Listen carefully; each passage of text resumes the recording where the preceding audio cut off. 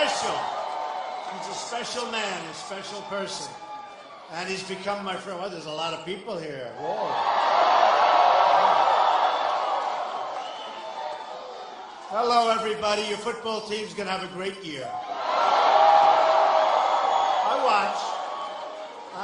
You got the quarterback. You have the whole deal. I think it's going to be a very good year. Okay? And if you get that Super Bowl, I'll be going, all right? So, you know, I wrote something down before, and I think it's important, because I love you too. Because we need unity. We have to win this election. This is truly one of the most important elections, certainly in my lifetime, because we're about to go. We lose it. We are in the wrong direction, and maybe it's gone. Supreme Court justices, always remember that. But so many different levels. And when you see what happened with crooked Hillary today, it was a disaster. A disaster. She had a disaster. She lies, folks. She lies badly. So I just wrote this out. I wanted to say to this group, you know, I had a really great time when I was in Wisconsin, and I didn't quite eke it out. I thought I was going to, but after that it worked out well. You built me up. You taught me about politics. And when I left here, I said, I think I've learned a lot. So I love it. I love the people. I have many friends in Wisconsin, and they're incredible people. You're incredible people, I have to tell you that. And we're going to have a lot of fun. We're going to have a lot of fun, but I had to write this. This campaign is not about me or any one candidate. It's about America.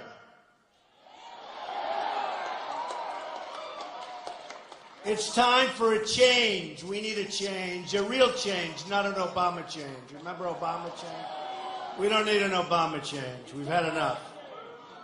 It's time to change a rigged political system that works only for the insiders, and to replace it with a government that serves the people. Have to do it. And I know both sides. I've been on the other side, believe me. I actually like this side better. This is a movement. This is a movement like they maybe have never seen in this country, according to even the political pundits that truly hate me. Okay? This is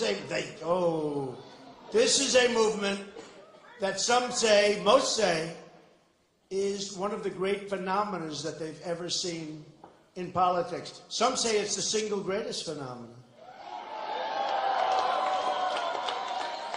Though the media doesn't want to talk about it, we've done something, all of us together. I'm a messenger. I'm only a messenger.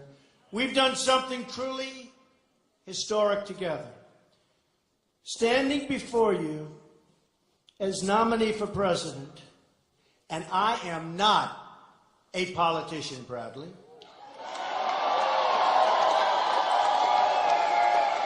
I'm not part of the system. I ran against the system, and I'm probably better off running against the system. I ran against the donors.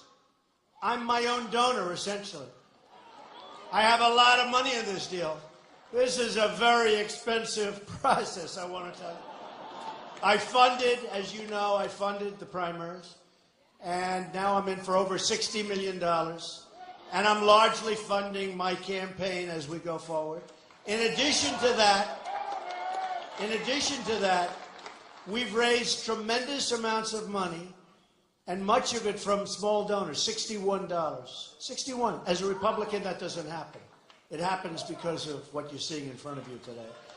And if you remember, just prior to June, they did a story. Donald Trump hasn't really done too well with fundraising. Well, that's because I didn't even know if I was getting the nomination. I'm not going to raise funds. I would have had enough if I didn't make it. I would have said, bye-bye politics.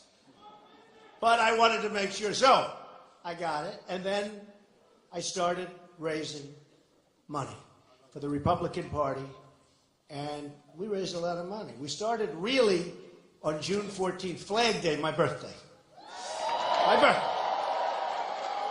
And in June, we raised approximately, think of this, $51 million. Can you imagine? And those people couldn't believe it. They were really surprised. Big headlines, you know, because they don't give me too many good headlines. I can do the greatest things. I do things that I think are fantastic. I say, good, there's no way they can cover this badly. And they cover it badly. I gently tell a woman that I love her baby and let the baby cry. It's okay. As the baby that had a voice that was superior to Pavarotti continued to cry. Now remember, I told her to stay. Don't worry about it. But after about 3 or 4 minutes, and I'm trying to speak, and it was in Jacksonville. We had this massive, massive crowd, filled up a stadium. And the baby's screaming. So I said, ma'am, I'd like to reverse my order. Perhaps you can nicely take the baby out. Your baby's great. I did it so nicely. She was happy. Even the baby was happy. He stopped crying. And maybe you could take the baby out. Would that be possible? The whole place is cracking up. And the next day in the newspaper, it said, Trump throws baby out of arena.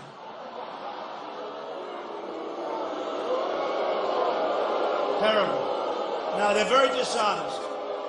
That was a tough one. And I just had a reporter come up to me, backstage, a reporter come up, Mr. Trump, sir, but why did you throw that baby out of there? And I said, I was having fun. I was so nice. I was so nice. Everybody liked me. The baby liked me. The mother liked me. We had a good time. I tried to keep the baby in, but the baby had such a powerful voice. In fact, I want to find out who that baby is, because I want to sponsor the baby. And that baby will sing someday in Philharmonic Hall. I'm telling you. New York City. Okay, the great Philharmonic. So I'm not part of the system. I ran against the system. I ran against the donors, because I'm largely my own donor. I'm running against myself. That's sort of, never thought of it that way. And against the status quo. And the status quo we have to get rid of, because it's not working, folks. Because the country's a mess. And that's why I put up a lot of money. But while the Democrats nominated the candidate of special interests, and really a candidate of total corruption, I mean, you take a look at what she's doing, the Republicans made history by choosing a nominee from outside of this very, very corrupt system. It is a corrupt system. It's a corrupt system. You want something done, they can do it for you. And that's not necessarily, and usually it isn't, good for the country. That is why we're going to be able to deliver real change and real safety and real opportunity to all Americans. We have to unite. Remember that. Everything I've accomplished, I've done by putting together a really fantastic team, including, of course, Governor Mike Pence of Indiana, who's done an incredible job. My wonderful staff of people that really love what we're doing, and they're working so hard. My family, my friends, and it's expanding all the time.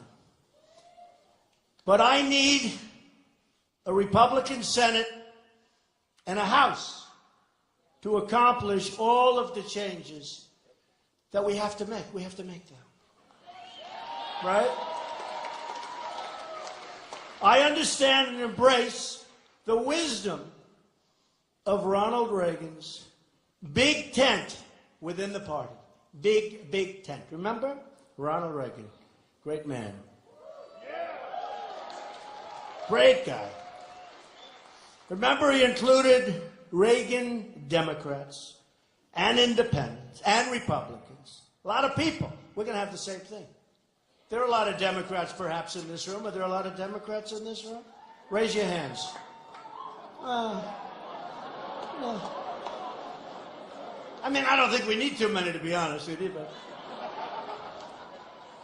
So I embrace the wisdom that my 80% friend is not my 20% enemy. Ronald Reagan. Stated by Ronald Reagan. Pretty good. We will be the big tent party. We are going to have a lot of crossover. We're going to have a lot of Bernie Sanders people coming in because of trade. Because Bernie Sanders knew we were being ripped off by trade. Trade is a disaster with China, with Japan, with Mexico, with Vietnam, with so many countries, with every country. Every country. We don't win at any level with anything. And as a unified party, we will lead our country to unity as well. Very important. We need the unity. We have to win this election. No, we have to win it. Have to win it. Otherwise, our big movement was not as big as we thought. And that's not good. That's why November 8th, you've got to get everybody you know. And you know, all this voter ID, nowadays a lot of places aren't going to have voter ID. Now, what does that mean? What does that mean? You just keep walking in and voting? So you have to be very careful, very vigilant. You have to be careful. But we will have disagreements. But we will disagree as friends and never stop working together toward victory. And very importantly, toward real change. So, in our shared mission to make America great again, I support and endorse our Speaker of the House, Paul Ryan.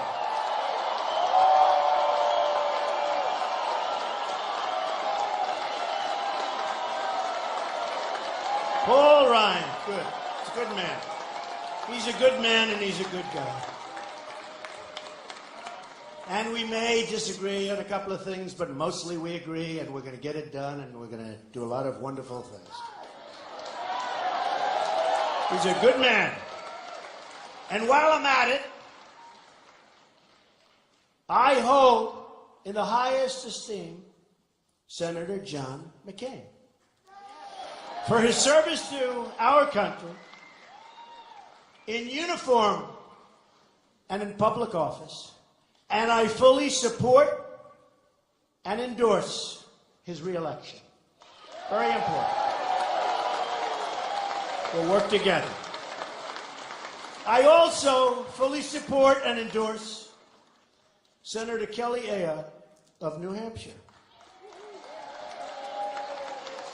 a state I truly love, primarily because that was my first victory, but I love New Hampshire.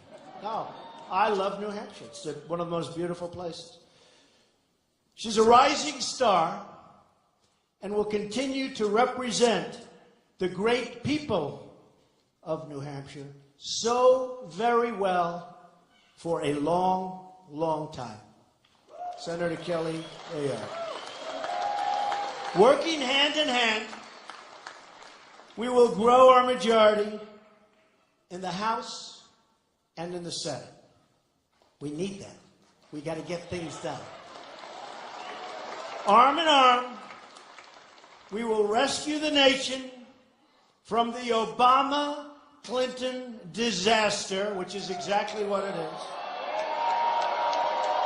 that has bled our country dry and spread terrorism unabated across the world. That's what's happening. You saw just now, maps came out yesterday. They said ISIS is far bigger. It's all over the place. It's all over the place. We're going to get rid of it, folks. Our military is depleted. We're going to build up our military. We're going to get others with us. Believe me, we're going to get plenty of others with us. And speaking of others, wouldn't it actually be wonderful if we could get along with Russia? Wouldn't that be nice? They talk so big and so brave and so tough. They're the tough ones. You know, Hillary's real tough. Give me a break. Wouldn't that be great? We get along with Russia. We go out together with others. And we knock the hell out of ISIS. Wouldn't that be great?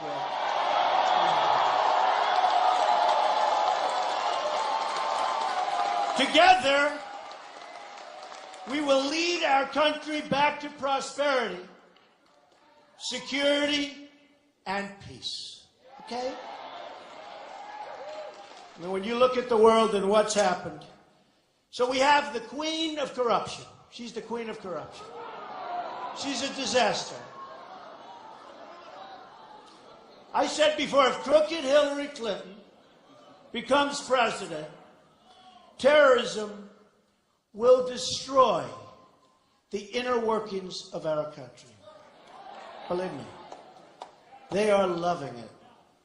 She wants to have 550% more people coming in from Syria and that region into our nation. And we don't know who they are. We don't know where they come from, really. We don't know if they're ISIS. Some will be. And look at the damage that's done in San Bernardino with a couple. Probably he became radicalized by her, a couple. And these were friends of theirs. These were people that gave a party in celebration of the birth of their child. And they were gunned down. 14 people killed, many, many injured. Take a look at Orlando. Take a look at Orlando, how disgusting that was. Take a look at the World Trade Center and so many other places. Go to the probably toughest gun laws anywhere in the world. Go to Paris and take a look at that. 130 people gunned down. You know, if people had guns on the other side where the bullets are flying in the other direction, like you, sir, you, sir, you, and you, ma'am,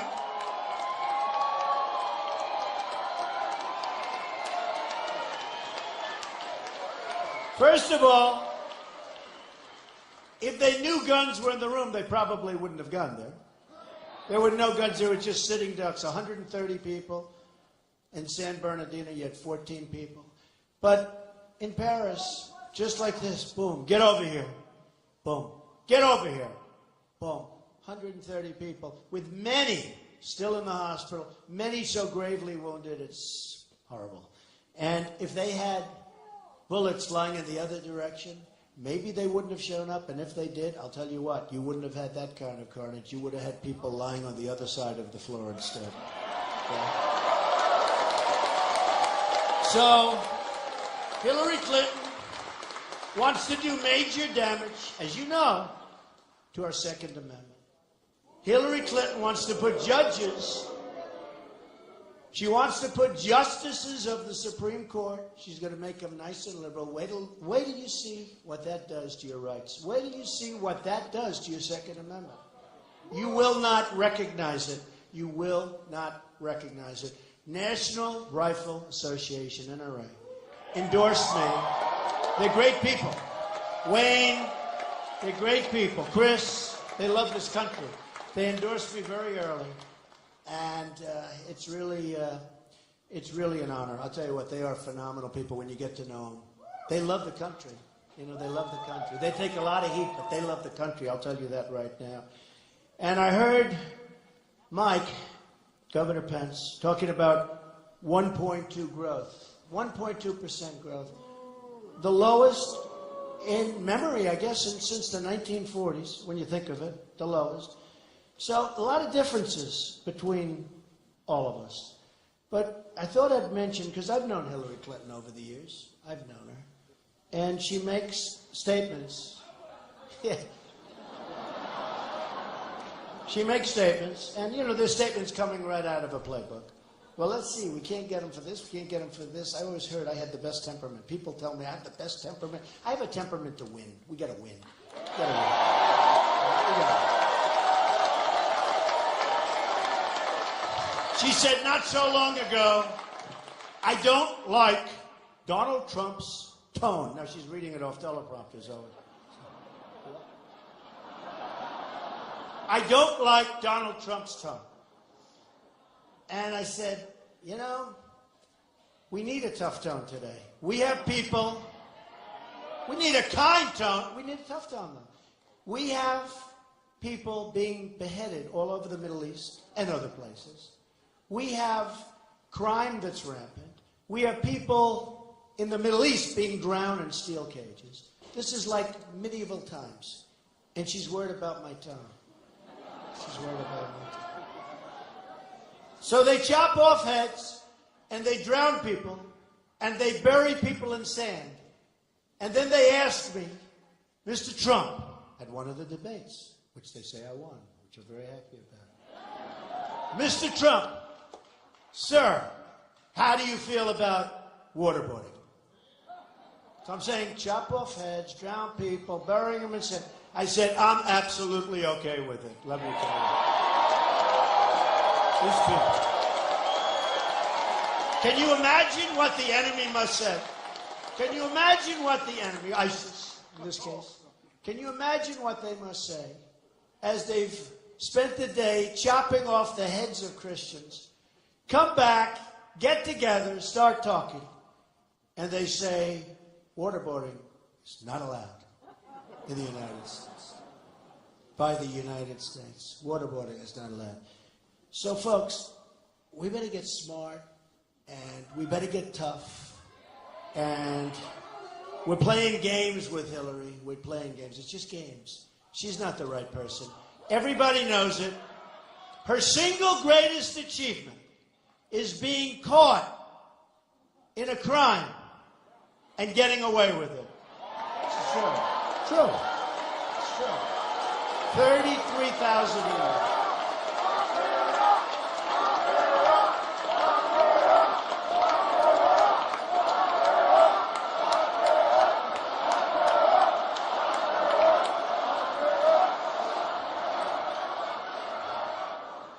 So, I wrote this before on the way over to another rally at also a very nice place and very full and very nice in Iowa. And we love Iowa, don't we? Yes, right? And I thought it was accurate. Unstable, and she is, she's unstable. Hillary Clinton lacks the judgment. Now, Bernie Sanders said that. Bad judgment. She got bad judgment. As soon as he said it, I started writing notes. But she got bad judgment. She lacks the judgment, temperament, and moral character to lead this country. Plus, she's a weak person. We don't need a weak person.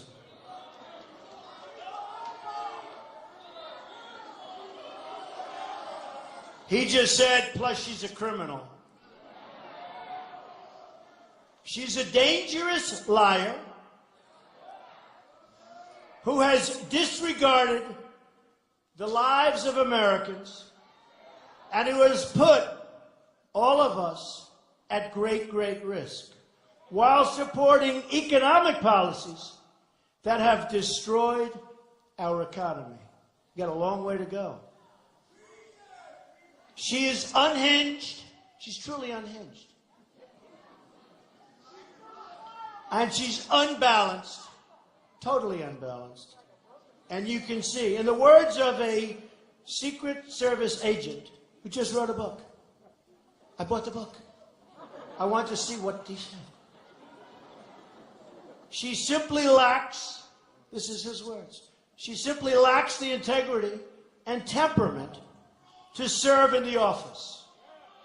From the bottom of my soul, he said, I know this to be true. He was there. Her leadership style, volcanic, impulsive as it is, disdainful of the rules set for everyone else, hasn't changed a bit. She's unqualified to become president. And she really is. And Bernie said that too. So,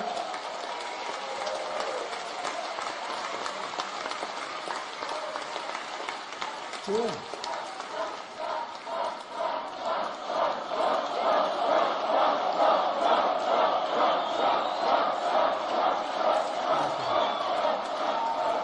What great people. Wow. No, but it's true. I mean, no games. It's true. It's true. In one way, she's a monster. Okay? Look at what happened. Look at her history. In another way, she's a weak person. She's actually not strong enough to be president. So she's got both, but she's not strong enough to be president. She will be a disaster. She will be a disaster. She will be so bad for our country. And I'm not just talking about justices of the Supreme Court. She will be so bad for our country. And we can't let it happen. We can't let it happen. You know, Mike Pence told me a story, and maybe I shouldn't even say it, but I found it interesting. One of the reasons, I guess primarily, the primary reason that he's in politics is because he watched the crookedness of the Clintons when they were in the White House. And he said, he ran again. And he won. And you have to hand it to him. I mean, there's a guy who doesn't give up. He does not quit. Never, ever quit. But he watched the Clintons, and I'm sure they'll be thrilled to hear that. But they actually got him into politics, which is interesting. So then we make these horrible deals, the Iran deal, horrible deal, to get $150 billion. And how about $400 million?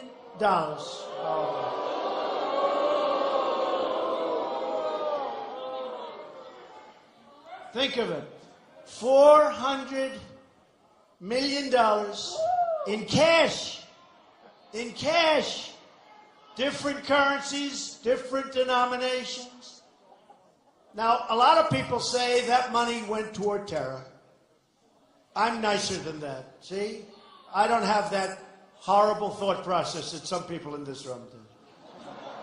Because I say some of it went to terror, but a lot of it went right into their bank accounts and right in. Believe me, it's the way life is.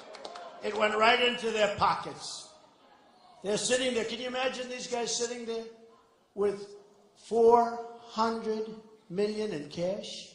You think they're giving that money to terror? They're giving that money to them. And I guess terror got some of it. But most of it they kept. I mean, the concept of paying $400 million in cash is mind-boggling. I mean, you wouldn't think, who can authorize such a thing? Where did they get it? What do they do? Go up to a bank teller and say, give me $400 million in cash. I want it in euros. I want it in Swiss francs. Wrap it up. We'll come back in about 10 minutes, okay? I mean, it's just inconceivable. It's just inconceivable. So, we're witnessing a horror show in this country and throughout the world. You look at what's going on throughout the world with these same people. These people are funding terror. These people are funding terror. For us to have given $400 million to basically free our hostages. Now, Obama, just like he lied about Obamacare, which was a tremendous lie. That was a tremendous lie. Remember? You can keep your plan. You can keep your doctor. Really? How many people have been able to keep their doctor or their plan? Keep your plan, keep your doctor. Not working that way, folks. It's a disaster. By the way, it's going to be repealed and replaced 100%.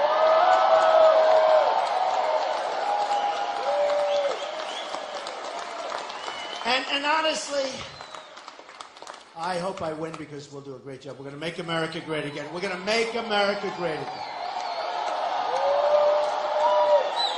But I actually think that regardless of who wins, Obamacare is going to fold in any event. It's so expensive. People can't afford it, and the country can't afford it. Other than that, it's just wonderful, all right? So in Texas, they just had almost a 60% increase. Now the increases are starting to come out. The big increase is going to be announced on November 1st. The election is November 8th. Folks, they want to delay it because it is election changing. It's a mess. It's election changing, and they want to change it. And we can't let that happen. Because the numbers, and I can see some of the numbers already, the numbers are going to be astronomical. They're going to be astronomical. They're going to be so big, so horrible, and the healthcare, the plan is terrible. It's terrible. And we're going to take care of everybody, but we're going to end up with a great plan that costs much less money for the people and much less money for the country. This plan is a total rip. It doesn't work, so it's going to fall because economically it's a disaster for the country, too. But what about people where they say they had a 30, 40, 50, 60% increase? And it's going to be worse than that, I predict, on November 1st. So we better get smart, and we better start thinking properly. Now, I want to talk about what's going on at the borders. Because money, we're going to build it.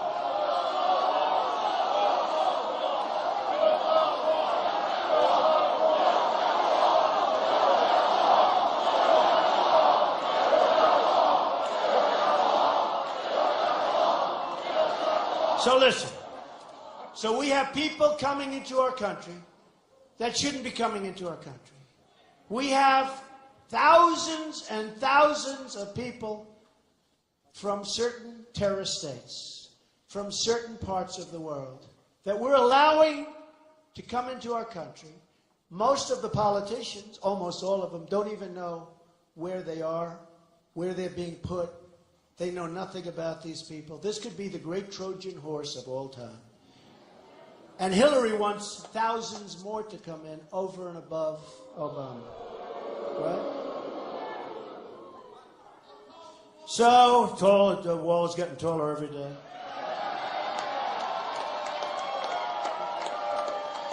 If you think of this, I just wrote this, the Obama-Clinton foreign policy has handed huge portions of Iraq, Libya, and Syria to ISIS.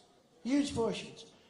It's undermined stability in Egypt, and you know what they had to do over there, and empowered Iran as never before. Iran, 3 years ago, was dying.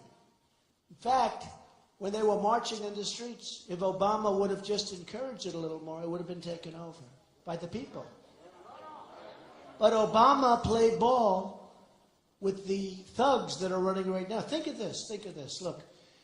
Look. We're making a deal, and the deal's not made. And they're dancing in the streets of Iran, saying how stupid the Americans are to be making this deal. The leaders, and in particular the leader of Iran, is calling us stupid, and the deal means nothing. And yesterday, I think he just said that the United States is essentially nothing. This is our great, great partner. But when you have somebody, if I was making a deal, and if the other side was bragging about it, the deal wasn't made, I'm not making that deal. I'm walking. But we kept it going, and we should have never, ever started negotiating that deal until we had our hostages back. Okay? We should have walked. We should have doubled up the sanctions and walked, and they would have, and I say it, before the plane reached New York City or Washington, you could just turn it around because they'll call you, they'll say, let's go, take your hostages. But when you think about it, you probably read today and yesterday, one of the hostages was waiting for a very long period of time. Now, Obama said that it had nothing to do with the hostages, that he wouldn't do that for kidnappers. He wouldn't do that for kidnapping. Okay? No, think of that. You got to think about it. He wouldn't do it. Now, it was the same day, right? Same day. We have to be exactly accurate because they'll catch us, right? Same day. The money came in. And one of the hostages, good guy, I saw him interview on television, good guy, hard time. But didn't he say he waited forever? He waited, and somebody said, nope, we're waiting for either something or a plane to come in. And here Obama stands up yesterday, and for 7 minutes, is telling us one thing had nothing to do with the other. Just a lie. You know, at least be truthful. And we're talking about the same day, $400 million. And we could have had something that would have been a much better deal. And you know what? I'm all in favor of deals when it gets to nuclear. But we could have made it, we should have walked. And we should have walked with 150, too. We should have said, sorry, we don't have the money. Can't pay. We don't have the money. We owe almost $20 trillion. I'm sorry, fellas. We love you. We think you're the greatest guys on earth. But we can't give you the money. We don't have it. And they'll get angry and they'll be upset. And 2 days later, you'll be back. You go, you just saved yourself $150 billion, right? 150 billion.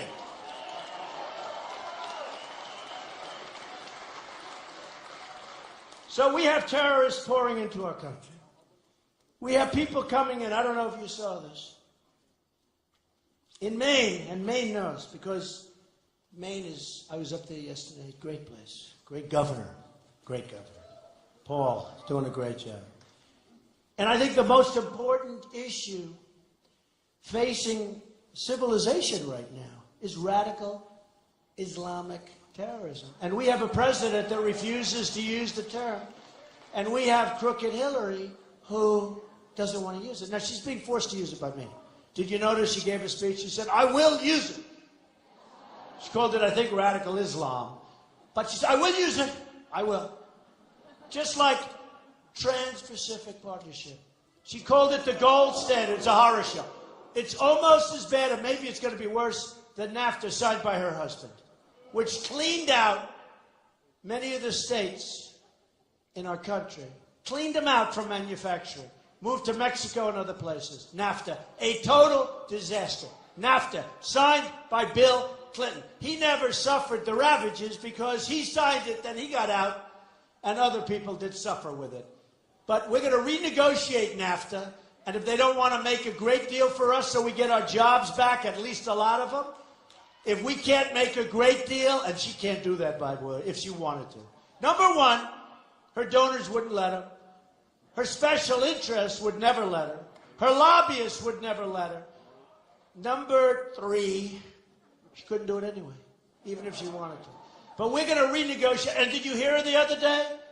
After years of saying how wonderful it is, even though you look at New England and you look at New York State and you look at Pennsylvania and Ohio, and you look at a lot of other places. One of the reasons I won Indiana so big, well, one of the reasons was the great Bobby Knight, okay? Bobby Knight in Indiana. That's gold standard, right? As she said about TPP. But one of the reasons I won was because Carrier Air Conditioning was moving to Mexico from Indiana.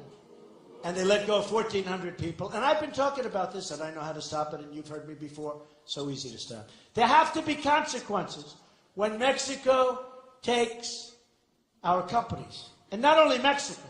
There have to be consequences when China devalues its currency so that our companies can no longer compete with China, even though we make better product.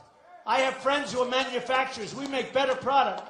They can't get their product into China, no how. And when the few times arise where they can, they have to pay an incredible tax, beyond what anybody would even think possible. And yet we open our doors and just throw all your stuff, and we lose our jobs, and it's very, very sad.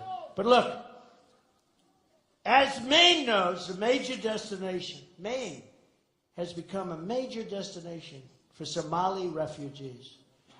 We admit hundreds of thousands of refugees into the United States from many of the most dangerous and unstable regions in the world. And you're getting them here too, folks. You just don't know it. Because you don't know. Anybody in this room? Anybody in this room? Anybody in this room from a terror territory? All right? So, a practice, and this is a practice, which will continue under Hillary Clinton, except it will expand 5, 6, 7-fold. I don't get it. I don't get it. I mean, I know they're going to vote Democrat, okay? That's what I know. But they're not even going to be voting for a long time. I don't get it. How can anybody even think this way. Now, the Washington Times reported of the Somali refugee, the program in Minnesota, that the effort to resettle large groups of Somali refugees is having the unintended consequence of creating an enclave of immigrants with high unemployment that is both stressing the state safety net, tremendous problems with safety, tremendous, beyond, and creating a rich pool of potential recruiting targets for the Islam terror groups. Aren't we smart? We're having this problem across our refugee and immigration programs. Here are some of the examples. I'll give you a few examples. And this came out of the Senate subcommittee just recently. The Boston bombers, remember those horrible, disgusting people? The Boston bombers arrived through the political asylum process. The younger brother applied for citizenship and was naturalized on September 11th, 2012. The older brother had a pending application for citizenship. And look what happened. We take them in. Look what happened. Aren't we smart? The Moroccan national who came to the United States on a student visa was arrested for plotting to blow up a university and a federal courthouse. Great, great. A Uzbek refugee living in Idaho was arrested and charged with providing support to a terrorist organization in the form of teaching terror recruits how to build massive and very dangerous bombs. We let him in. An immigrant from Syria who later applied for and received U.S. citizenship was accused by federal prosecutors of planning to go to a military base in Texas and kill 3 or 4 American soldiers, execution style if possible, more than that if at all possible. A college student who immigrated from Somalia, who later applied for and received U.S. citizenship, attempted to blow up a Christmas tree lighting ceremony in Oregon.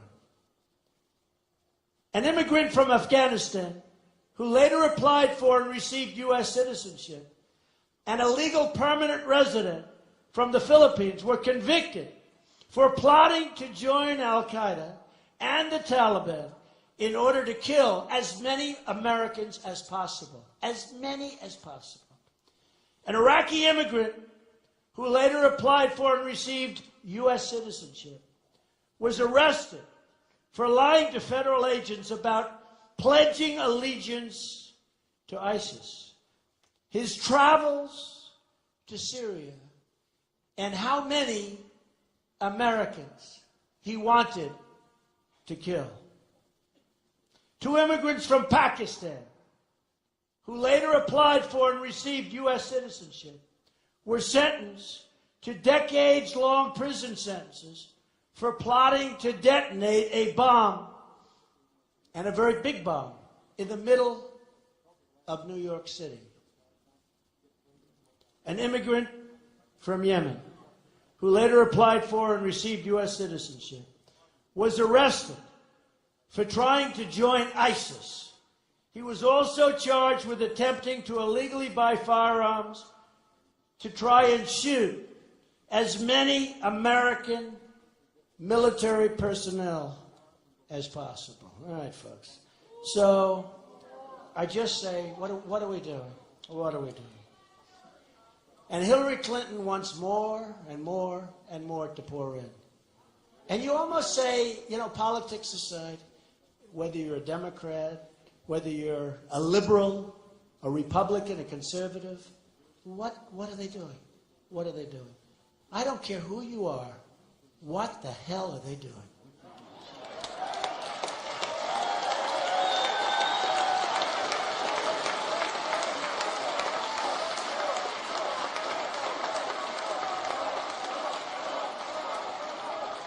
So we're going to have strong borders.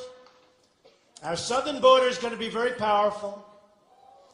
We're going to stop the drugs from pouring into Wisconsin and every place else. The heroin epidemic is beyond belief. In New Hampshire, a great place, that's really where I realized the extent of what's going on. When I'd meet with the people of New Hampshire and they'd tell me the biggest problem they have is heroin. And I said, can't be. With the beautiful lakes and streams and trees, it's so beautiful, right? The biggest problem is heroin. I said, you have to be kidding. That can't be right. You can't be right. And it was. Their youth is being poisoned. And then you go to Massachusetts, and you go to North Carolina and South Carolina, and you come here. You come here.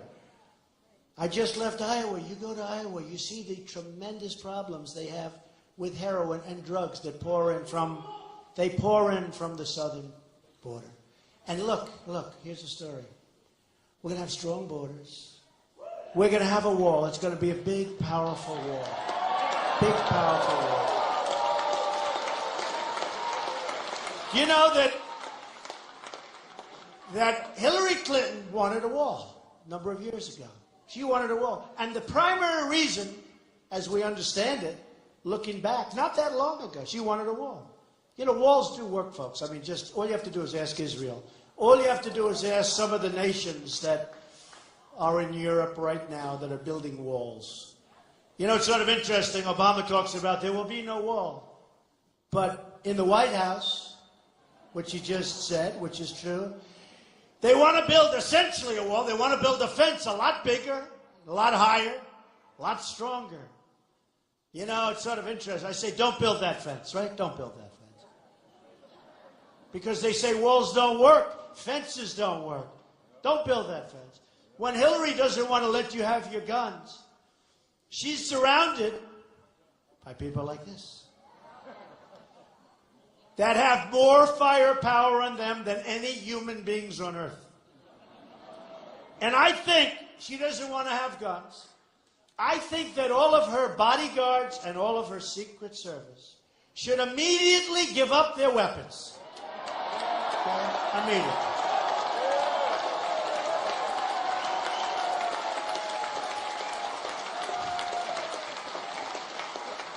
And immediately give up those weapons. And if somebody comes at you with a gun, you just try and talk them out of it, I guess. Got to do some quick talking. You got to do some really quick talking, Hillary. I don't think even Hillary, with her phony lies and disgusting habits, I don't think Hillary could get away with that one.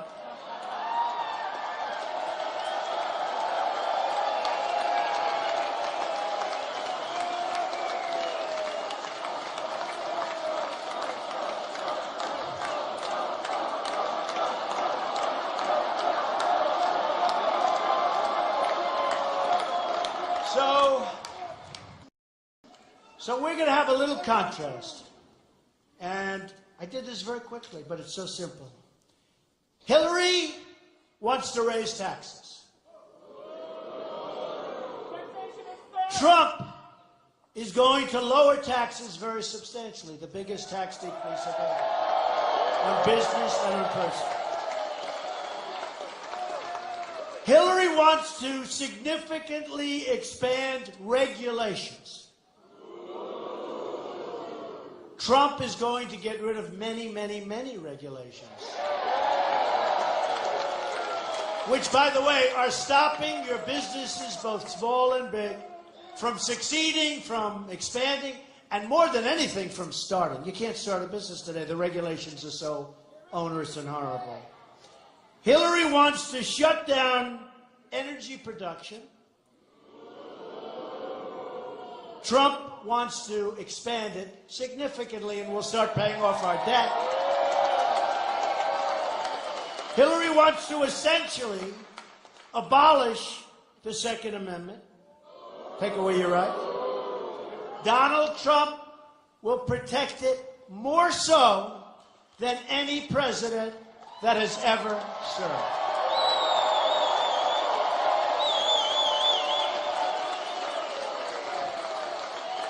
Crooked Hillary wants far-left activist judges, forced over there by Bernie and by Pocahontas, who will destroy our Constitution. I want judges who will support and defend our Constitution.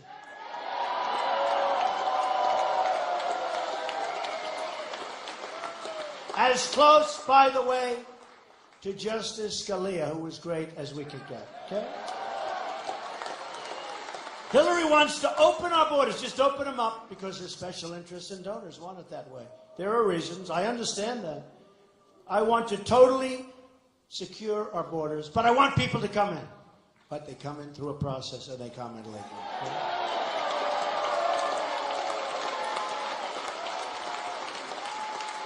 Hillary wants to invade foreign countries. Do you ever see where she said, Donald Trump with the nuclear?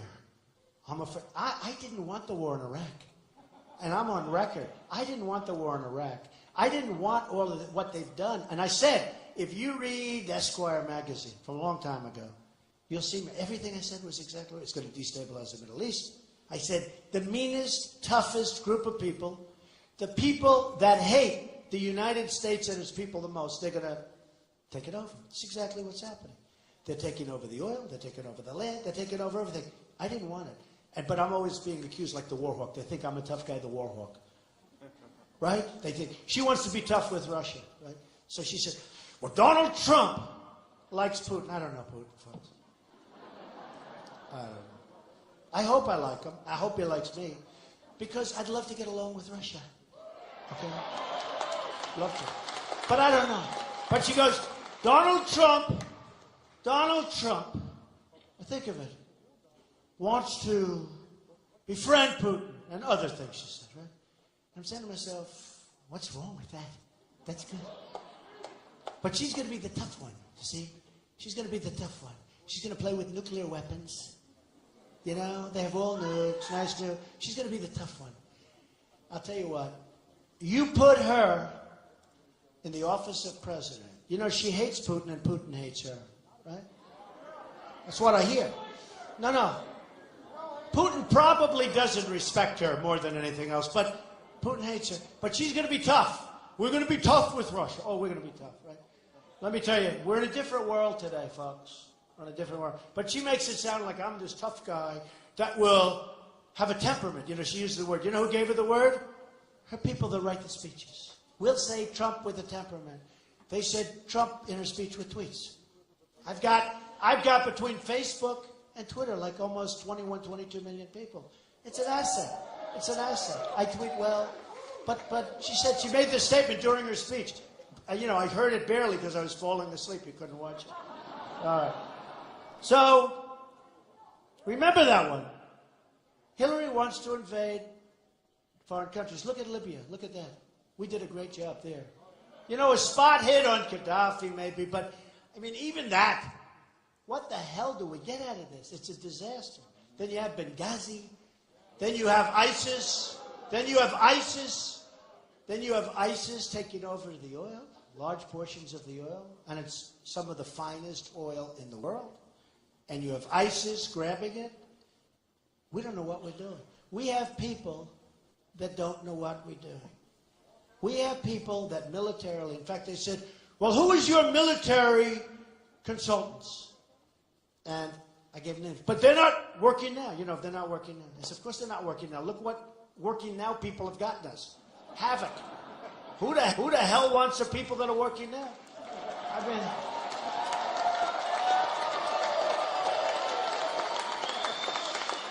you know, a lot of it's common sense and a lot of it's instinct. And she has very bad judgment. She's got no instinct whatsoever. And when I was asked on one of the big networks about NATO, they said, what do you think of NATO? Now, you know, it's not like it was my primary subject, in all fairness. I've only been doing this for 12 months. Now it's actually almost 14, I believe, right? But NATO. So I said, I knew enough. And sometimes knowing a little is better than knowing too much.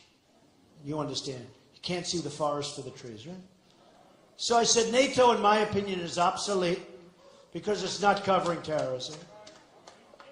Obsolete for that reason. And also, you have many countries that aren't paying their fair share. They're not paying what they're supposed to be paying. And we're protecting those countries. And we're supposed to get into World War III for all these countries that aren't paying their fair share. And even the commander of NATO, and I so respect what he did, he came out the other day and he said, Donald Trump is right. We have cut, that's right, did you see the letter, the big story? Donald Trump is right. I'm sure Obama was thrilled when he saw it. Donald Trump is right. You have countries that aren't paying. And he said how he goes in and he talks to them. He says, look, you got to pay your bills.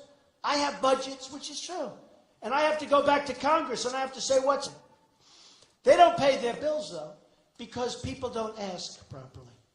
And they probably say to the president or whoever may handle the country, sir, we owe the United States millions of dollars. We're ready to pay. Oh, have they asked for the money? No. Don't pay. Okay? But I will say the commander of NATO said I was right. And then you have these people back here, stupid people, right here. They said, Donald Trump. Oh, they're the worst. They're the worst. They said Donald Trump doesn't like NATO. He is going to abandon NATO. That's not what I said. I said they got to pay. They got to pay. Now, you have to walk. You may have to walk, but they got to pay. We're going to get in World War III for all these countries that are laughing at the stupidity of the United States, right? No, they got to pay. And they probably will, in all fairness. But Hillary said about Japan, because Japan, we're defending Japan. You know that, right? Now, in all fairness, before I came along, put yourself back 3 years ago. Did anybody know that we defend Japan? Raise your hand who knew. That's about 12%. Not bad. I think some of you are lying, okay? I think some of you are related to Hillary Rodham. I think some of you are lying. But we defend Japan. And a man comes up, general or something, a few months ago, I remember so vividly. And he said, had a news conference, because they were embarrassed, because I kept saying they got to pay their way. And if they don't, you always have to be prepared to walk. You have to do that. You know, we don't want to do that. I understand the reason. It'd be nice to have them not on. But, you know, this isn't, again, 40 years ago. We owe $20 trillion. We're defending all these. We defend Japan. We defend Germany. We defend Saudi Arabia. You think they have the money to pay? How about we have military bases and we pay rent to Saudi Arabia to protect them? No, think of it. Think of the stupidity. Think of the stupidity. So this general comes up, has a news conference a few months ago, and he said, Mr. Trump doesn't understand that Japan is paying 50% of the cost to defend them. So a reporter calls up, who I think is there, and said to me, Mr. Trump, we'd like your comment. They say that Japan is paying 50% of the cost to defend. And I said, why aren't they paying 100%? The reporter said, oh, okay. Not a bad question. Now, here's the problem with the Hillary Rotten Clinton. Here's the problem. That's why she changed her that's why she doesn't want to use the name anymore. Because everybody was saying that. I don't know. I've been saying it. But look, here is why it doesn't work for Hillary. She saw that I said that we have to get reimbursed for our costs, at least, right? Japan, economic behemoth. Germany, see how well they're doing? Economic behemoth. Saudi Arabia, nothing but money. They were making $1 billion a day with the high oil prices. Now they're making a fortune second. Economic behemoth. Why are we defending them? Why aren't we being fully reimbursed? Now, if we do that, your budget already is starting to look real good. Okay. You know, you have budgets, or we're losing our shirts. We have an $800 billion trade deficit, folks. We trade with companies. We have a deficit with other countries. Think of it. $800 billion a year. Trade deficit. Do we make good deals? No.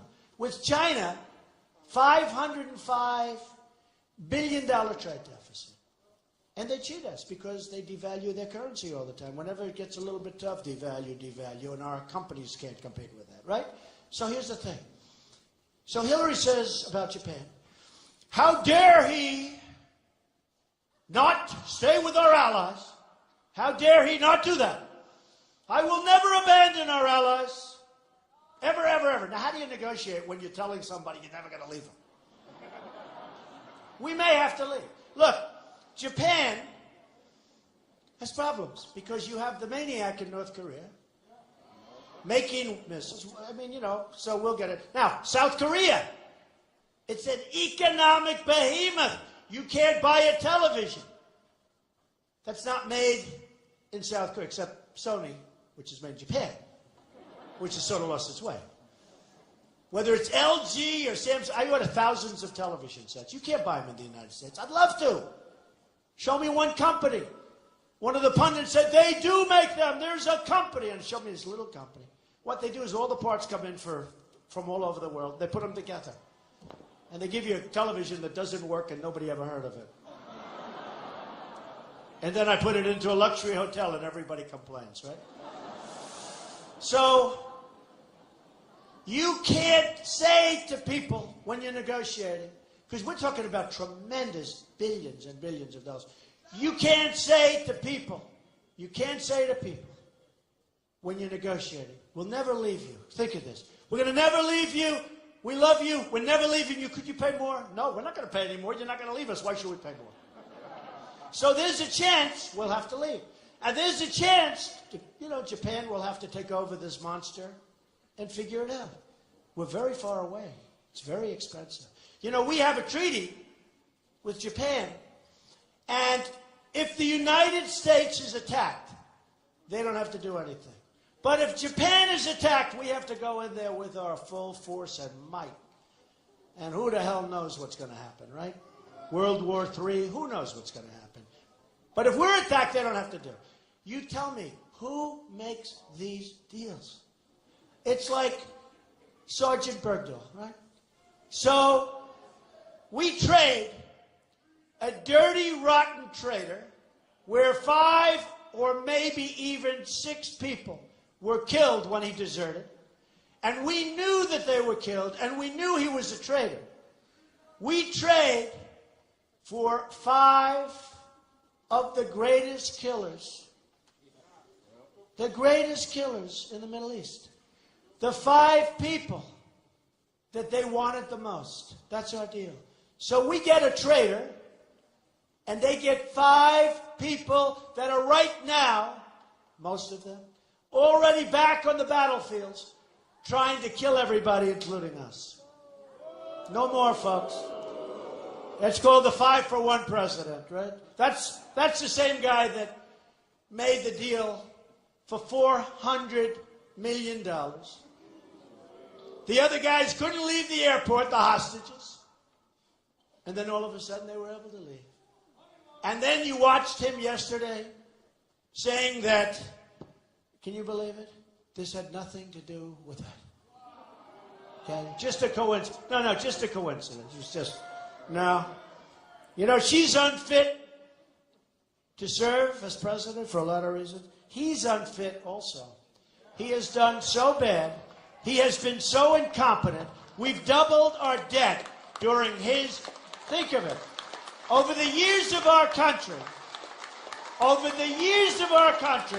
he gets in, and in 8 years, by the time his term is up, we will have doubled our national debt. Think of it. So, we have to win this election.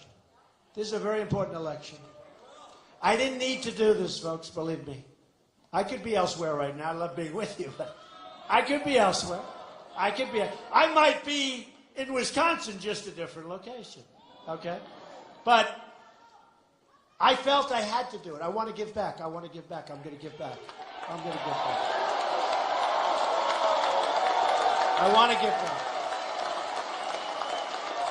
Because our country does not win anymore.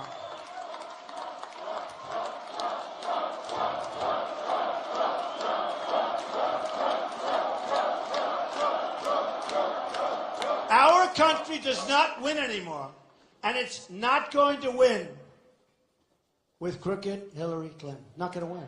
It's not going to win. She doesn't know how to win. Our country is not going to win with her. We're going to be worse than we are with Obama. I mean, if you want 4 more years of what's going on, ISIS all over the place, ISIS expanding. And by the way, our policemen are great, great people.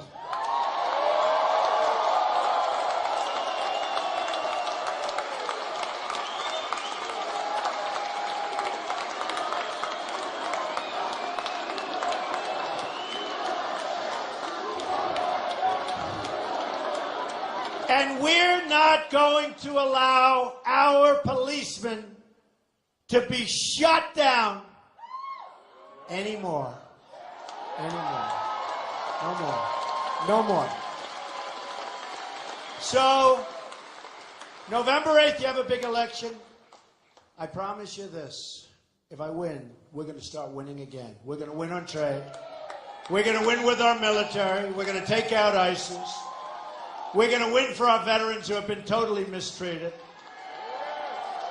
Our veterans are great. We have a great plan for the veterans. We're going to win for our veterans. First time, maybe ever.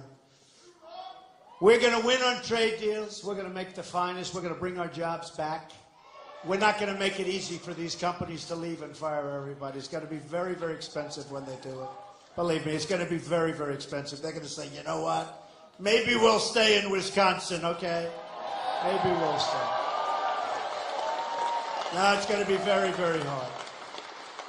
We're going to have strong borders. We're going to have the wall. Mexico's going to pay for the wall 100%. 100%.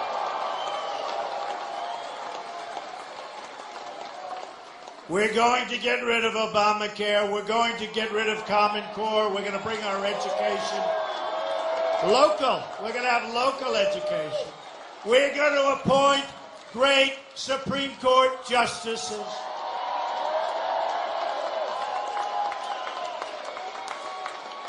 And folks, we're going to start winning again. We're going to win at every level. We're going to win so much you're going to get tired of winning, I'm telling you. You're going to be begging me, Mr. President, you'll send your great quarterback, right? He'll come to the White House. Everybody respects him. He'll come to the White House. And they'll say, Mr. President, the people of Wisconsin, they can't stand winning so much. Could you tone it down just a little bit? I'll say, I just can't do that. We're going to win more and more and more. We're going to win at every level. But we are going to win. We are going to make America great again. We are going to make America safe again. Thank you very much, everybody. Thank you.